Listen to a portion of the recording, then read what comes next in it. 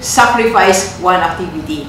So, Dok, wala naman akong, kung wala akong sobra, sakto lang kami sa weekly or monthly budget. So, I cannot add to my investment. So, ang gawin mo po ganito, you need to sacrifice one activity. For example, nakita mo talaga nagtatagumpay, naniniwala ka talaga dyan. So, ang gawin natin, dahil maganda naman yan, with good advocacy, with a good intention in your heart, you can train people. Pwede kang magturo. Yan ang may ginagawa ng mga expert na, di ba? So, tapos po, pag nagturo tayo, of course, kumuha tayo ng fee. Minimal lang naman, di ba? Positive Day Gilibers. Alright, Positive Day Gilibers. Alright, Positive Day Gilibers. Positive Day Gilibers. This is Dr. Gigi Disunga.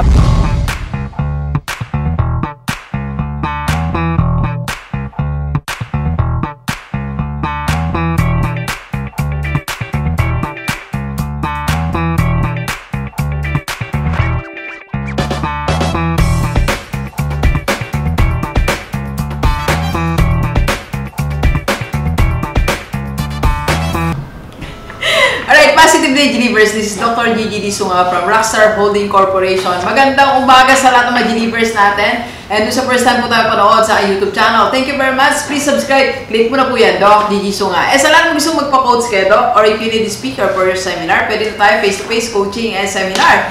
PM ka lang sa personal FB ko, nandiyan lang po sa paligid. And if you want to join my two growing teams, rock na rock talaga, IMG Rockstar for your free financial education and investment opportunity, and SMDC Rockstar para magkaroon kayo ng sideline sa mga OFW. PM ka lang sa akin, okay? Alright, yan lang ang aking personal FB. And Happy New Year sa inyong lahat! Yay! Welcome natin ang 2022 na masaya. So ngayon, first day natin sa office this 2022 and I'm so excited. Salamat sa team natin, salamat sa JB, salamat sa lahat. So, it's a beautiful day sa ating lahat, mga kapatid, mga OFW dito sa Pilipinas, mga galing sa TikTok, mga Gilibers. Maraming salamat sa inyo po. Thank you so much. And enjoy this year, okay? Sama-sama pa rin tayo ngayong year 2022. And of course, marami tayong mga plan ngayon.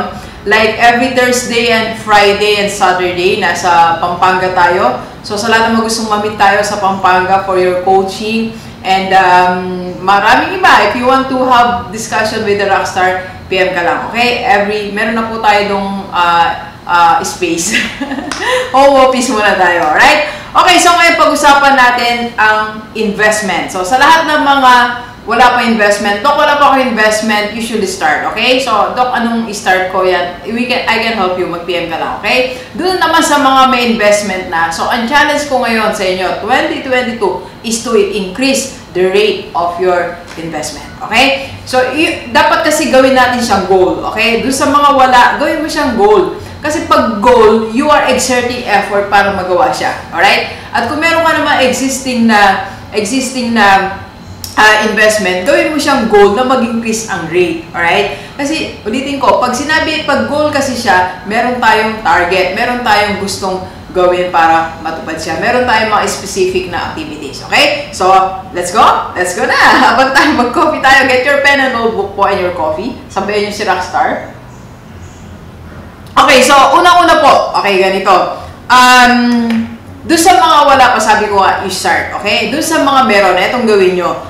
Magsulat kayo ng top 3 investment nyo na nagbigay sa inyo ng mataas na rate or investment rate or interest rate. Alright? So, for example, you launched 5 investment last year. 5. So, kung ikaw ay nag-MP2, kung ikaw ay nag-UITF, nag-mutual funds, nag-real estate, nag-co-op, nag-market fund, kung ano mang investment na pinasok mo last year. Alright? So, ang gawin mo ganito, tingnan mo sa kanila, alin dito yung top 3 na nagbigay sa'yo mataas na rate. Okay? For example, gaya nung na-share ko sa inyo, ang dalawa po na investment natin na nakakuha tayo ng rate, like sa Forex, we gain 41%.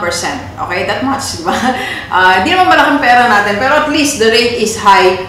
And mutual funds natin, ito, ang soldibo natin is nasa 21% yan. 21%. Okay? So, tingnan mo ngayon, ikaw, mag-assess ka. Kasi baka minsan nag-invest tayo, wala tayong assessment, di ba? Mag-assess ka, kapatid. Ano mo yan parang obligation mo yan, responsibility mo sa pera mo. Di ba sabi nga, di ba, we are all stewards of God's blessings, resources na binigay sa atin. Kaya dapat, pag sinabi natin steward, ay pangalagaan pinapangalagaan natin ang mga binigay sa atin ni Lord. Right? So, pangalagaan mo ngayon. Meron kang responsibility. Kaya kailangan umupo ka at i-assess mo. Okay? So, from there, for example, Doc, sige, meron na akong naisip na top 3. Okay? So, anong next natin gawin? Ang next natin gawin, dahil ang target nga natin is to increase the rate. Dagdagan ang rate. Alright? Itaas ang level ng income natin through investment. Okay? So, gawin mo ganito. So, para madagdagan ang rate of investment natin, dalawa ang pwede natin gawin. One, you have to strategize. Alright? Strategize, meaning to say, even without adding money, mag-i-increase ang pera mo. Okay? So, paano natin gagawin yun, Doc? You have to learn more. For example, nasa forex trading ka, may strategy yan, di ba? Kung ikaw mismo nagtitrade dyan sa pera mo, ikaw mismo ang lumalaban sa pera mo, or Axie, or crypto, may mga tips dyan, may mga dapat tayong aralin. So, if you want to increase the rate of the level, rate ng iyong investment, you have to learn more. So, dahil nasa puso mo na yan, ayan na yung sinimulan mo, so mag-aral pa tayo. So, meaning to say, if there's a need for you to buy a book, if there's a need for you to hire a mentor, if there's a need for you na kumuha ka ng course, para dyan gawin mo. Okay? So, that's the first tip. That's the first move. You have to learn more to increase the level of your investment. Diba? Lagi nga natin sinasabi, diba? The more you learn, the more you earn. Diba? In all aspect of life, totoo po yan sa lahat ng aspeto ng buhay natin. Kaya kailangan, kung gusto mo pang mag-increase ang iyong kinikita dyan, example natin, ang forex, kailangan marami ka pang dapat aralin. Okay? Increasing the level. Kasi dyan ka na nag-aral, di ba? Yan ka na, yan ang gusto mo, di ba? Aralin mo na. Sabi nga nila, karirin mo na. Alright? Okay, so pangalawang paraan to increase the rate of your investment is, of course, you add more money. Okay? So, dagdagan mo yung ini-invest mo para mas madagdagan. So, for example nga, doon sa aking mutual funds, mamaya papakita ko sa inyo paano natin i-level. I-level up ko siya sa pamamagitan ng pag-add ng pera. Kasi wala naman, I don't do the trading kasi. I don't do that. Never ko siguro sa lahat ng investment ko, I will not do that. Unang-una, technically speaking, kulang pa tayo ng kaalaman. Okay? Second, ayoko na siya aralin. Let the people do it kasi hindi na tayo after dun sa dapat natin kikitain mo pa, okay na po yun. At least let other learn for that. Meron akong dapat na, kumbaga po, meron akong ibang priority. Okay? So, ganun din sa'yo. If you have your other priority, wag mo na siyang tudoing aralin kung wala kang time, pero you add money. Okay? So, paano tayo mag-a-add ng pera? Ito na. So, there are 3 ways. 3 ways to add money para mag-increase ang rate of investment mo. Okay? For example po, halimbawa po sa akin, dahil kumita po tayo sa mutual funds ng 21%. Okay? Pero hindi ko po siya winidraw. Nandun lang, nag-compute lang tayo. 21%. So, mas dadami yung magiging income ko next year kung magdadagdag ako ng investment. Okay? So, sa tatlong paraan. Una, you need to check your budget. I-check mo ang budget mo. Magkano pa ang excess mo? For example, at the end of the month or at the end of the week, kung weekly ang budgeting mo, like meron kang natira na 500 pesos. So, minsan, di ba, pag may sobra tayong 500 pesos, what are we doing? Ibili mo lang ganito. Sige, punta tayo doon kasi sobra naman siya. But this time, no, kasi meron kang goal.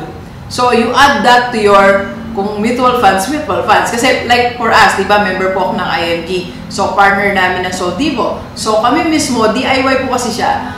We can increase. Yung assistant ko po, siyang nag-a-add na bumibili ng shares. Okay? So, ikaw, kaya-kaya mo yun. So, kung may excess kang pera, kaya-kaya mong bumili ng shares, DIY, right there. Sa room mo, sa cellphone mo, kaya mong bumili ng shares. Okay? Kung magkano ang excess mo weekly or monthly. Dok, paano ba magkaroon sa mutual funds para maging partner? So, PM ka lang sa akin. So, my team will assist you kung paano ka mag-start sa mutual funds. Okay? So, you check your budget. Alright? So, second po, to increase the level of your investment para mas magdagdag ka pa ng in terms of money.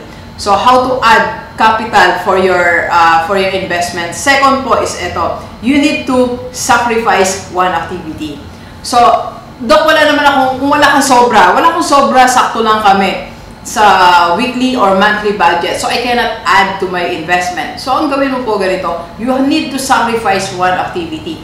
For example, hindi ka na weekly mag-order online. Di ba? Hindi ko naman kayo binabawalan. O nga, gusto ko, nag-i-enjoy kayo, bumili ko, makapagpasaya sa inyo. Pero this time, dahil may goal ka, ay kailangan may sacrifice ka. Di ba sabi nga po, sa bawat tagumpay na minimithi mo, meron kang isang sakripisyo na ginagawa. Meron kang isang gini-give up. Kasi hindi mo pwedeng matamo ang tagumpay nang wala kang gini-give up. Tandaan mo po yan. So you will be occupying no space, so you have to let go of that one space. Ganun po yun. Okay? So kaya kailangan pupunta sa katagumpay, meron kang isang sakripisyo, meron kang tatanggalin. Alright? So you need to sacrifice one activity sa lahat ng larangan na gusto natin na ma-attain. So, sacrifice one. Yun nga po, for example, grocery. Pag nagpupunta tayo sa grocery, nung last nag-grocery ako, ang plan ko lang bilhin, ganito lang eh. Pero nung paglabas namin, sabi ko dun sa team ko, sa dalawa, ang dami ko nabili, yun, gusto ko lang naman personal din. Di ba, marami kasi tayo nakikita. So, siguro, huwag ka lang madalas mag-visit sa grocery. Like once a month na lang or twice a month. Kung ewan ko kung paano mo gagawin, di ba? Okay? And number 3 po. Basta you sacrifice one activity. Number 3 po, you set one or launch one other source of income. Para yung magiging income mo doon, ayun ang magiging yung pandagdag mo sa yung pinaniniwalaang investment. Okay? Pwedeng one source of income, pwedeng racket yan, magbenta o magturo or whatever. Okay? So, mahalaga po, meron tayong gagawin para mag-increase yung rate of investment natin. Alright? So, for example, sa akin po ngayon, ang ginagawa ko po ngayon, so, Dok, anong strategy mo? Ang strategy ko po, nagpadagdag na ako sa team ko. Nag-double na kami ng binibili ng shares. Weekly. Weekly po kasi kami bumibili sa mutual funds. So, may certain shares kami na binibili. So, ngayon sabi ko sa assistant ko, i-double mo na yan. Kasi may natitira naman tayo na weekly budget. So, i-zero mo na. I-zero mo na. Like, nag-compute kami last week. So, sabi ko, i-zero mo na yung account na yan. Tapos, lahat ng excess, na natin, invest na natin. Okay? Magpapanimula tayo ngayong 2022. Alright? Okay? Then, paano pa? Another way, ito, another way to increase the rate of your investment, ito, you have to find an expert. For example, naniniwala ka talaga dito sa investment na yan. So, you find an expert for that if you can't do it, pero naniniwala ka. Example po, like yung forex ko po.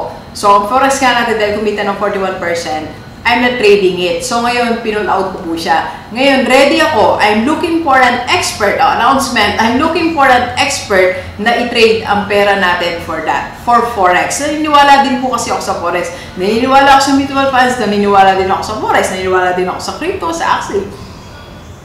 So, I'm looking for an expert para po sa Forex to trade my money.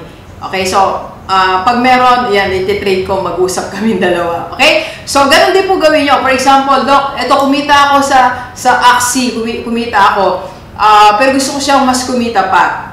So, manap pa ng expert who can do that. Okay? That way, pag expert yung nag-handle ng ating investment, malaki ang chance na mag-increase ang ating level of, rate of investment. Okay? And last po, ganito. Last way, how to increase the rate of your investment. For example, nakita mo talaga, nagtagumpay ka na dyan. Huwag tayong lumayo sa dalawa, mutual funds and forex, di ba?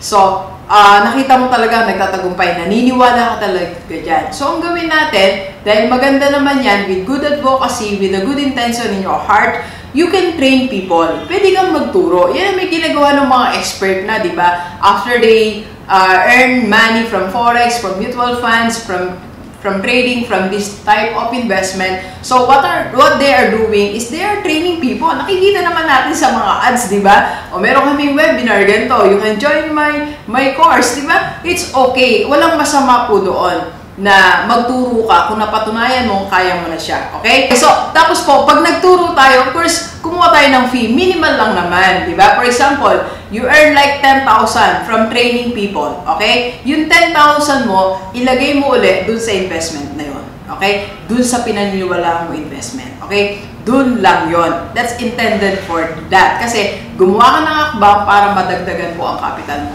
Okay? Alright, so Gdivers, yan lang po ang ibang suggestions ni Rockstar. Para sa lahat ng mga may investment na kumikita and you want to increase the rate, so pwede ka po na pumili ng mga strategies mo dito. Okay? Maraming salamat. And again, if you want to join my team po, I am G Rockstar for your free financial education and your investment sa mutual funds. Kung paano, DIY, PM ka lang sa akin. Okay? Maraming salamat. And please share this video sa lahat ng kaibigan natin, kahit OFW o dito sa Pilipinas, para sama-sama tayo mabago tumula dating buhay. Thank you very much, Gdivers. Enjoy the rest of the day. Let's go. Kape po. Namiss ko po kayo.